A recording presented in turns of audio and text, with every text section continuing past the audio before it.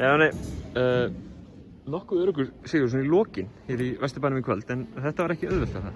Nei, alls ekki. KR spilaði bara hörkuleikinn í dag og voru bara mjög flottar. Við spiluðum á móti ömurlegur.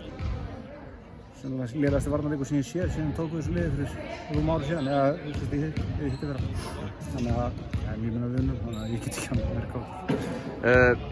Sigur náttúrulega alltaf sigur og þeir hafa verið duglegar í því í vetur að sigra leikinn ykkar. Þeir hafa ekki ennþá tapað leik. Nei. Þetta hlýtur að, ég meina, það hlýtur náttúrulega að vera krafa fyrir hvern einasta leik að vinna hann, en svona að þú lítur yfir þetta, þú hlýtur að vera sáttur með bara frammistöðu liðsins. Það er bara alls ekki. Það er bara frábært. Ótrúlega flottur hópur og það er að bæta sig bara jafnt og þér. Við missum fullt af leikmenni síðan í fyrra og fáum 4-5 leikmenn tilbaka, eða einn úr yngri flokkunum og einn á barnagarleigu og einn á Grindavík sem ekki byrjað að spila. Og þær eru að falla vel inn í þetta og við erum að vera betri með hverjum deginum. Við sýndum það í dag, ég meina KR skora 87 stig, við skorum samt 104. Það fór rosalega leiki frá Önningunni og Emilíu, sérstaklega hérna í kvöld. Þetta er náttúrulega bara stempið þeirra að fara út með landsliðinu og það er náttúrulega væntanlega að sýna landsliðsþjálfarunum í hvað í þeim býr. Ég meina við fáum frábæra leik frá Ernu líka, það má ekki gleyma henni, hún fer svolítið undir radarinn hérna.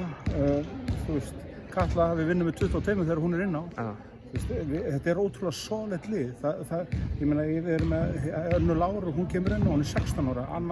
Agnes Mari, hún er 16 ára. Þú veist, það skiptir engu máli hver er að koma inn á. Það er allar að leggja í púkið og það skiptir máli til þess að búa til gott lið.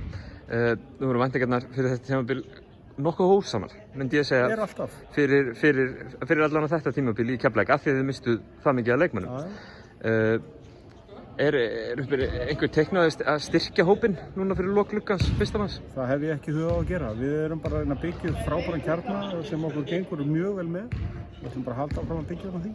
En nei, það er ekki eins og staðan er núna. Það eru allir að berjast í bökkum fjárhagslega og við bara erum þar á meðal og við erum bara, ég meina, þú veist, það lítum alltaf í kringu, ég ætla ekki að neita því, en þú veist, það er ekki nema, sko, dóttir hans Michael Jordan, bara, þú veist, á þess að vita að því að þessi dóttir hans detti upp í fangið og bara, nei, það var að styrkja okkur neitt.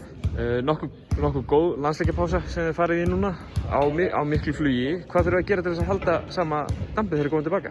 Bara að byrja að hvíla okkur vel og fá ferska lappir og æfa. Bara halda áfram að æfa, þetta er bara að æfa, þetta er ekkert fólkið að halda fókus, æfa. Það gengur út á það, ef við æfum eins og við erum búin að gera allt þetta ár, þú veist, við höfum getað að vera að æfa og það er geggjumæting á æfingar og það er ógeðslega mikil kapp á æfingu, mikil keppni og það er að taka framförum og þá er ég bara alsæll og ég hef ekki trú öðru en að það halda áfram í þessu landsleikjafríi. Brattir? Ég er alltaf brattir, ég vakna þennan á morgun og sofna þennan á kvöld. Takk fyrir. Takk.